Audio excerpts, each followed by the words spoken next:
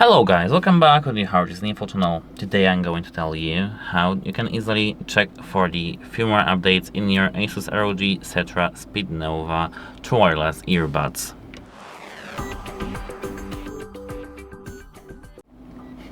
So at first you have to tap on the Armoury Crate application if you have it installed. If you don't and you want to set up this application, you can check our channel because we have a video for that. Here tap Device Manager and tap the first device that pops up on the screen. Remember that you have to be connected to the earbuds to have everything available here. Tap this gear icon in the top right corner, and now here everything should be loaded. And this is the process actually of everything. Checking the firmware version, loading the information, everything that just can be here. As you can see, you have latest version, latest.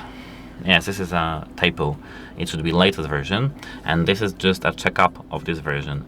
So the process of the checking for update is just loading this screen. So you have to just see if you do have any update right here.